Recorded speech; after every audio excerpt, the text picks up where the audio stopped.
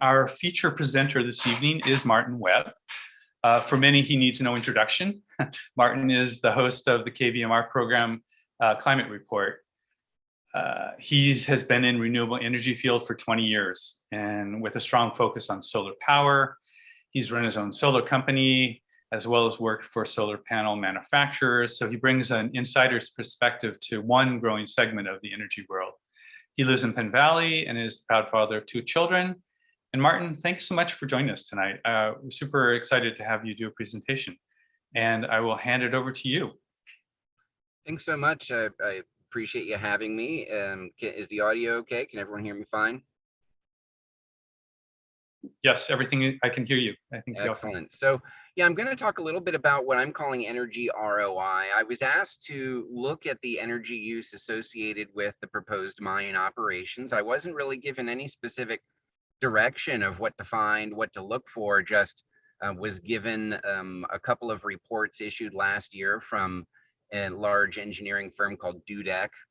They've been around 40 years. They're across 8 states, hundreds of employees, and they do technical reports for things like the mine. So I was given a Dudek report from February and December of last year. I was given the Nevada County Energy Action Plan.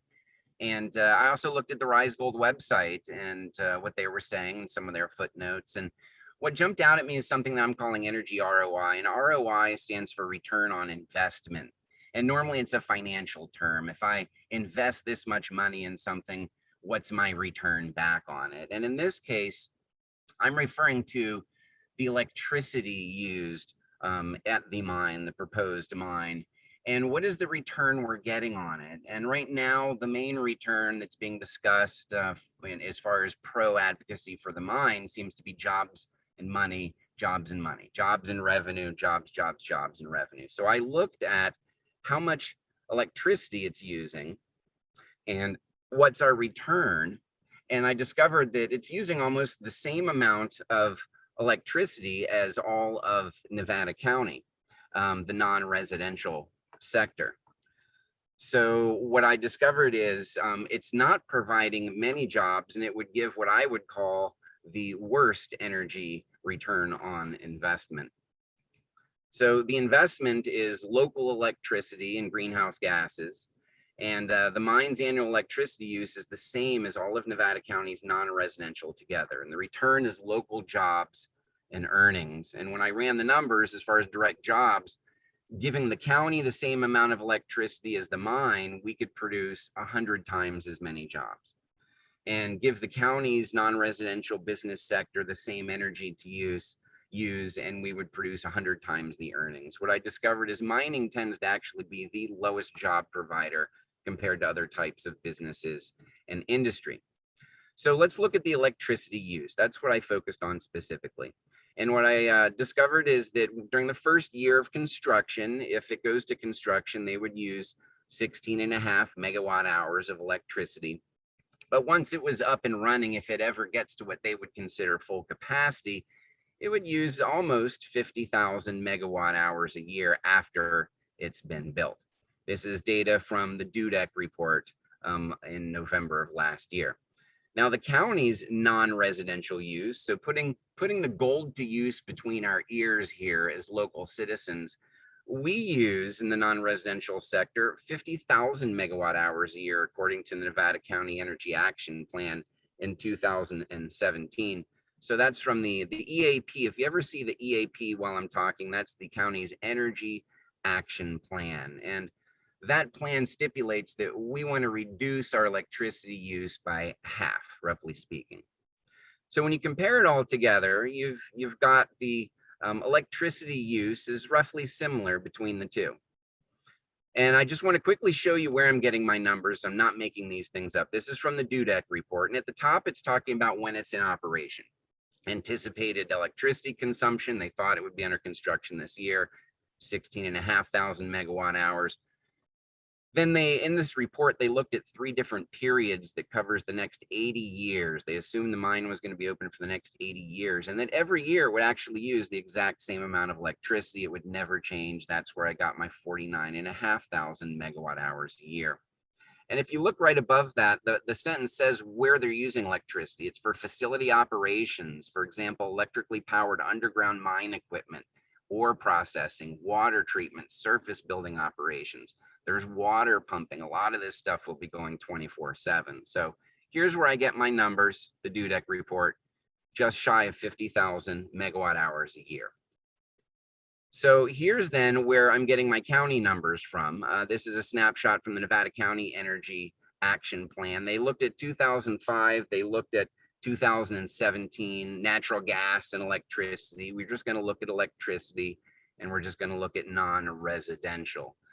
So what I want you to see here, though, is that non-residential here in Nevada County was trending downward. When the county looked at it in 2005 and looked at it in 2017, we went from almost 60 million kilowatt hours a year to almost 50 million kilowatt hours a year. And the Energy Action Plan is going to push that down even further to where it'll be below that 50,000 kilowatt hours a year. And just know that the Energy Action Plan is in kilowatt hours. The mine report is in megawatt hours. And the difference is just a comma and 3 zeros. So here you're looking at 50 million kilowatt hours. That's the same as 50,000 megawatt hours. So again, you've got head to head almost the same. And we don't know when the mine will ever, if it ever opened up and got to what they considered full production, when they would hit that. And we don't know when the county would hit it. We might have already gotten ourselves to below 50,000 megawatt hours. But my contention is that, roughly speaking, all of our county businesses and the mine use the same megawatt hours of power. So head to head, who gives better ROI per precious megawatt hour of energy? Because we don't have energy to waste. We can't be adding more pollution and global greenhouse gases.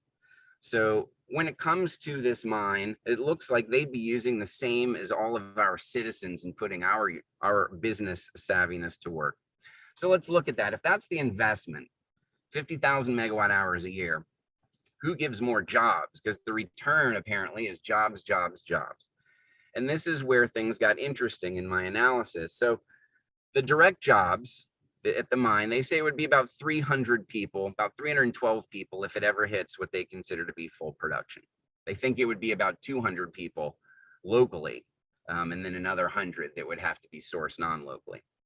Well, the county, non-residential jobs, according to the EAP, this is just county info, none of this is secretive. BAU stands for business as usual. The county, given the same 50,000 megawatt hours a year to use, we're able to produce 32,000 jobs. So their info comes from their press releases and the Dudek report. My info for the county comes from the Energy Action Plan. But here's what's important about this full production number. Is from the press release from Rise Gold just a few months ago, they've made it clear that, quote, no technical report has ever been filed to even support that this possible rate of maximum production could ever even be achieved. The company has not completed a feasibility study. They haven't even demonstrated the economic viability of the Idaho, Maryland mine. So keep in mind this notion of these numbers of jobs, they haven't even done an analysis apparently to even see if that's realistic. And that would be the maximum top end, and there's no telling how long it would take to get there. So just keep that in mind. This 300 jobs isn't something that starts the next day that the mine is in business. So they also made a note, and recently in a company report for Rise Gold, that only about 2/3 of their expected jobs may actually go to locals. So for the same amount of power use, measured head to head job wise, our county and its citizens and the ingenuity using the gold between their ears provides more than 100 times the number of jobs. But then they also talk about something else, jobs point two. That's indirect jobs. That means that, man, we're going to create so much money for all of these workers, they're going to spend it, and that's going to make more jobs. And they claim that that's going to be around 1,200 indirect jobs if the mine ever hits the magic full production that they've never proven they could hit. They say that 300 mining jobs turns into 1,200 indirect jobs due to the United States mining industry has a multiplier of 4 times. So however many jobs the mine makes, 4 times that will be created in the community. Sounds awesome, doesn't it? They also suggest in the press release that the majority will be from Nevada County, That is something that they've not cited to any scientific fact. But here's where I want to talk to you. This is where I dig deeper into the numbers. The company estimates, this is in the Rise Gold press release, the company estimates that when they hit their magic full production, which is 1,000 tons per day, TPD is 1,000 tons per day, every single day, 1,000 tons of mining at the Idaho, Maryland would require around 300 direct employees. But keep in mind, the mining industry has a magic wand so that an indirect multiplier of 4 additional jobs are created from every direct job. Using this, total employment created balloons to 1,500 people, the majority of which would be in Nevada County. Well, let's check out that number 10 footnote in the economic policy brief, because it's really just 2 tables. There's just 2 tables here, and I'm going to show them to you. And it's going to show you mining, it would be a bad deal for our community. Because when you look at the Economic Policy Institute data that they rely on, compared to mining, many other business sectors would actually provide an even better multiplier. And mining is the only sector that really provides most of its jobs upstream, which means the suppliers to the mine out of town, not downstream, the local employees spending money. So let me show you this for a second. Get your thinking caps on, grab a protein shake. I'm going to explain what you're looking at here. Don't worry, we're not going to get too deep in the weeds, but it's important to see this. So this is what the mine is touting as where they get their magic multiplier of 4. Along the left-hand side, you'll see just a column of all the different industries in America, from agriculture, forest, fishing, mining, utilities, construction, all the way down to real estate, educational service, arts, entertainment, and recreation. What they looked at was if you gave any industry 100 jobs, any industry, how many extra jobs would it create? And there's the supplier jobs, which are upstream. The mine opens up, all of a sudden there's a bunch of people that need to provide them with supplies, tends to be out of town. Then there's downstream, which is the induced jobs. That's all the extra jobs that the people in the first 2 columns spend their money at. So that altogether, mining apparently creates, with those 100 direct jobs, 390. That's where they get their 3.9 multiplier, times 4x. For every 100 jobs in mining, you get 400. Well, that sounds amazing until you start looking at all these other industries. Get out your pen and write down these industries and their multipliers. Utilities, almost 10x. Durable manufacturing, almost 8x. Non-durable manufacturing, 5. Information is an industry, almost 6x. Real estate and rental leasing. It is such a tight housing market for either buyers or renters. Look at that, 9x. Professional, scientific, and technical services, management of companies, even arts, entertainment, and recreation is virtually identical to that 4x. So when you look at 20 different industries, mining doesn't stand out. It's actually smack dab in the middle at about 50% is good. So there's 8 or 9 other industries. Any of them would provide way better numbers as far as jobs. But here's the other thing that's fascinating. So you've got your upstream supplier jobs. You got your downstream, what they call induced jobs. And here, I'll show you what those asterisks mean. Down here, it says the single asterisk for supplier jobs. That means people that not just supply materials, but money. So all the investors and financial lenders and banks, all of those are the supplier jobs. And if you drill down into some of the info Rise Gold provides, they show that during operations, 85% of their vendor purchases will be non-local and out of town. So those supplier jobs will mostly not be local. And the induced jobs come from them also won't be local, because if you look at the double asterisk, the definition of induced jobs, or that includes jobs supported by re-spending of income from employees in the first 2 columns. Direct jobs here at the mine and supplier jobs, which are mostly out of town. So most of those induced jobs won't be local. Most of the supplier jobs won't be local. But what's also fascinating is I want to draw your attention to the ratio between these 2 numbers. Start from the bottom. And I want you to notice how this is 140 to 70, 108 to 54, around 250 to 125. You can just loosely see that generally speaking, any industry in America will produce twice as many jobs downstream as it does upstream. That means local. And until you get up here to mining. It is the pits. It is the worst. Most of its jobs are actually upstream, not much downstream, because it just doesn't take that many people to do the same amount of work. So almost everything else is going to pour on the jobs into the local economy. Mining is going to pour on the jobs outside of town. So many other industries provide equal or better jobs numbers, and generally industry creates 2 times more downstream jobs in our community than upstream jobs by a factor of 2, but mining is almost the exact opposite. It's going to be mostly upstream, non-local jobs. So when you look at this Economic Policy Institute data versus mining, many other business sectors would provide much better multipliers of indirect jobs. And mining is the only one that provides the majority of its jobs actually not here. So then they provide this other table that's really fascinating that Rise Gold doesn't refer to at all, but it's the other table that they're linked to the Economic Policy Institute. And it shows the same type of information, but here's where I want you to think about this for a second. This is very damning to mining. This is showing something different. At the very top, it's going to show you this is per $1 million of actual products provided.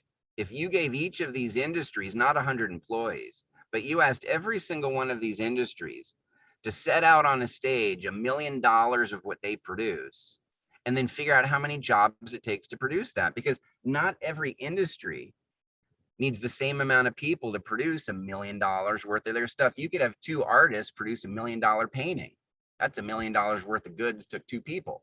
Or you could have somebody sell $1 million worth of candy bars, and it's going to take a whole lot of people. So per $1 million of finished product, how many direct jobs are created? And then upstream and downstream. And in the end, what's the total? And you can see that mining is pitifully, it's actually the worst in the single digits as far as the amount of jobs created per revenue, per wealth. So mining produces the fewest total jobs of any industry in the US per $1 million. You can just add the direct 1.3 to the indirect 5.9. They still are stuck in single digits, while any other industry is going to be in double digits. Any other industry is going to provide far more jobs. So using their own EPI data that the mine cites to tout their estimated 4 times indirect jobs, literally any other industry would be better for total direct jobs, indirect jobs, or just local jobs. So when you do the same though for Nevada County, when you look at Nevada County's energy action plan, they have some jobs data there. So versus the Idaho Maryland mines hope for a maximum of 312 direct, our county's own efforts and ingenuity of our people and resources takes the same 50,000 megawatt hours a year and creates over 30,000 jobs. This is a snapshot from the energy action plan. These are the jobs associated with non-residential use, business as usual, BAU is business as usual, non-residential energy use, how it's expected to track along with employment growth over the years. So in Nevada County, the same 50,000 megawatt hours, same as all of Nevada County, is what the mine wants to use. We can produce 100x. They're only offering 300 jobs versus our over 30,000. So let's look at earnings, because that's the other big return that we're supposed to accept as a community. It's jobs and money, jobs and money. Well, when you look at the energy ROI, they're clearly going to deliver hardly anything for jobs. Let's look at earnings. It's the same. They're the lowest job provider, and they're also low on the earnings totem pole. So this is a similar type of table. You've got your 20 different industries that America has that we could accept and boost and push here in our community. Many of these we're already doing. Matter of fact, this is a snapshot of Nevada County, and you can see what % of our economy all of these different parts and pieces play. And what's interesting is there's mining currently contributing about 3 million a year, but the total earnings, when we use that same 50,000 megawatt hours a year, what does our non-residential sector produce in earnings? 2.6 billion. So even if, and that's a big if on purpose, if they created 312 new jobs paying 94,000 a year, that would be almost 30 million a year in earnings. But our county, without mining included, produces 2.6 billion. So again, using the exact same megawatt hours a year as an energy investment, we as Nevada County citizens on our own can create 100 times the jobs and 100 times the possible earnings. The mine just has the worst energy return on investment. Same annual electricity use is what our brains are already using. The mine offers 1% of what our county can deliver in earnings and jobs. It provides a tiny fraction of local jobs and earnings for the same megawatt hours of use. We already do 100 times better per megawatt hour. It is a bad investment to double our use like what they're asking and get hardly anything in return. And literally almost any industry would be better. Pick one. So now I want to quickly go through, though, how the Idaho Maryland mine in their DUDEC reports is how they deal with the Nevada County Energy Action Plan, because they're very dismissive and it's very strange. The DUDEC report tries to sweep the entire Energy Action Plan under the doesn't really apply to us rule, creating these weird loopholes and silly logic. When in reality, the mine, as we know, would double the non-residential electricity use in Nevada County, while the Energy Action Plan and climate change demands a 51% reduction. So it clearly is not in alignment. We would have to trash our Energy Action Plan for our community that we've already agreed to. And by we, I mean the Board of Supervisors in 2019, in order to get a fraction of jobs. So let's review the DUDEC report on the EAP, because I want to show you how bizarre and weird it is.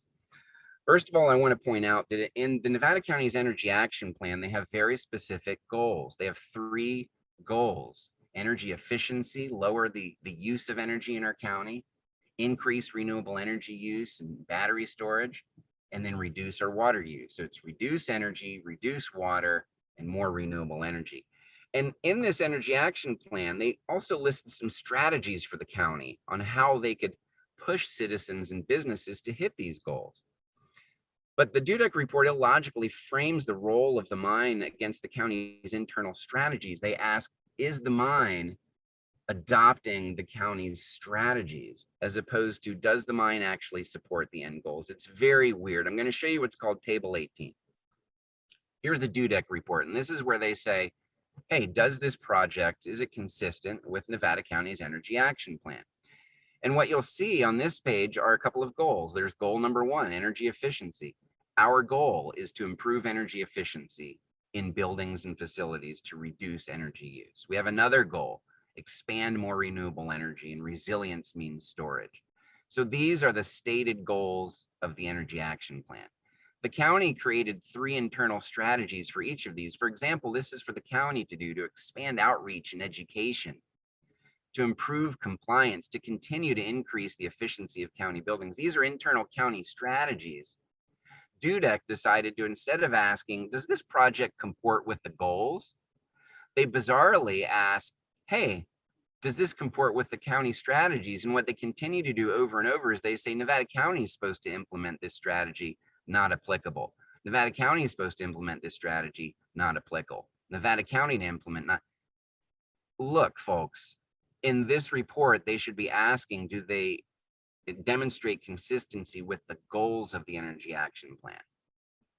And instead, if you do that, if you ignore the internal county strategies, and you instead actually look to see, does the project meet the goals, it will not help with efficiency or reduce energy use. Clearly, it increases county energy use, counter to our goals. Although, yes, by law, it will have to comply with Title 24 standards, which they tout. While they dismiss most of these, they try to make sure that they tout, hey, it would comply with energy efficiency standards. Oops. So it's something that it's like, well, yeah, of course, you're going to have to actually do things by law. So what we're going to actually look at is, what would it do? It wouldn't comply. And yes, they would do the one thing that they would have to by law. Renewable energy. Contrary to DUDEC, this goal is actually indeed meant for homes and businesses. And in the Energy Action Plan, they give examples of businesses that have gone solar and upcoming mandates. So when it comes to energy storage, they say it's not applicable to the project, and it certainly is. The mine completely fails to look at either using renewable energy or battery storage. So it does not demonstrate consistency with the second goal of our Energy Action Plan. And when it comes to water, this is where it's bizarre. This is where, you know, they make it clear this is the county strategy to improve and increase the county's outreach and education efforts. This is clearly something only the county is supposed to do, right? improve and increase the county's outreach and education efforts. You'd think DUDEC would then do one of these. The county is supposed to implement, not applicable.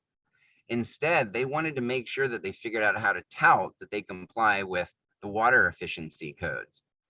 And they use this opportunity to acknowledge actually that, yeah, we do recognize that these are county actions, but we still want to tout ourselves here. Let's just acknowledge that, no, they're not going to help with reducing water use. They use an incredible amount of water, and it's counter to using water in smart ways. And yes, because they'd be forced to by law, they would comply with Title 24 water standards just because they have to, not because it's some sort of special benevolency.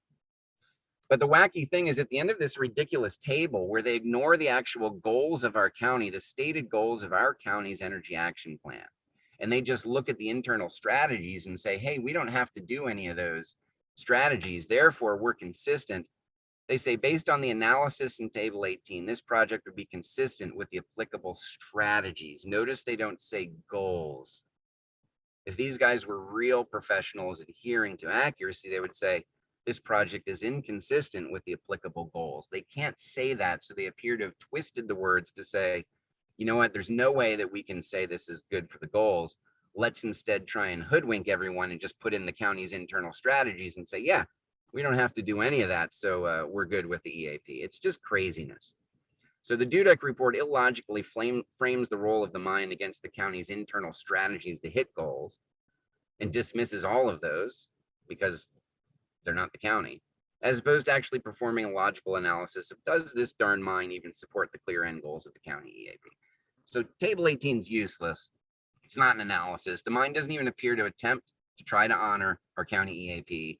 They noted in the DUDEC report, it doesn't have a force of law here. They seem to really intend to only do as little as California law requires them to do. And they apparently hope that by providing misleading info and reports and cherry picking jobs data and biased press releases won't be noticed. But it is being noticed that anything else we can and will do 100 times better, given the same amount of energy use, while not trashing our local energy action plan or our environment. So that's what I've got. I hope that wasn't too much too fast, but I appreciate people listening. Now, again, what I was really looking at is just, hey, given the same amount of megawatt hours of electricity, mining the gold between our ears as citizens, knowing what we need and what we can do, we've provided 100 times the amount of jobs with that same energy investment and 100 times the earnings. And there's no reason why we should blow out of the water and destroy our energy action plan to help the environment and stop climate change just for a paltry fraction amount of jobs and earnings, when literally almost every other industry possible would provide more direct jobs, more downstream jobs, and do a heck of a lot better for us and our citizens. So thanks for giving me an opportunity to look at energy use in the mine. That's my energy ROI talk. Thanks, everyone.